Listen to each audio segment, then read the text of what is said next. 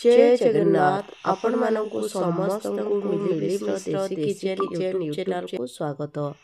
आपण माने जदि प्रथम करी मो चैनल को विजिट करचंती निश्चित भाव रे गोटे सब्सक्राइब टे कर देबे। तो आज आमे भाजीबा कलरा टमाटो भजा। ए जो कलरा टमाटो भजा एटा बहुत ही गोटे हेल्दी रेसिपी ता सहित टेस्टी रेसिपी। तो देखंतु मो छोटो छोटो साइज रो 250 ग्राम कलरा नहीं जाइए। ये जो कलरा भजा मु भाजुची एटा 4 लोकंक पई भजा होची।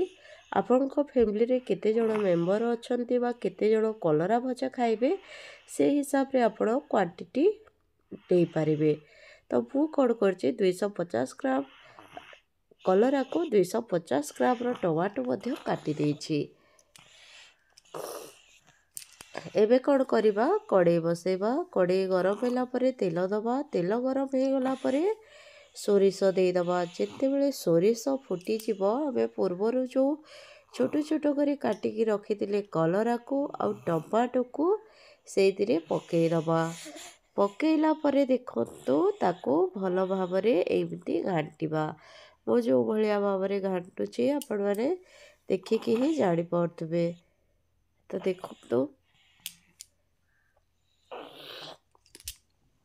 कलरा को ये भाया भाव में भाजवा फल कलरार जो पिता अंश रही थाए ताहा कमी जाए। एबे कौन करवा आमे स्वाद अनुसार लुण देदबा।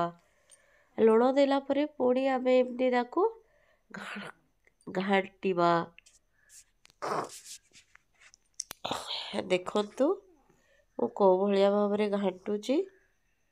तापरे आमे देदबा हळदी गुंड।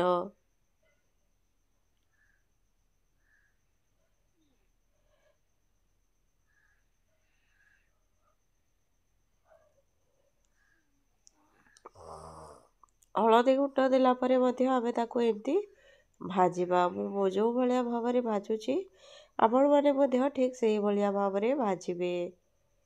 देखंतु तापरे आमे ढांकुणी दे दबा। तापरे पुणी आमे भाजिबा। एमती ढांकुणी दे दे भाजिबा फल रे कोन होबो कलराटा भल भाव में सिझी जीवो। देखंतु मु केमती भाव में कलरा को भाजुची।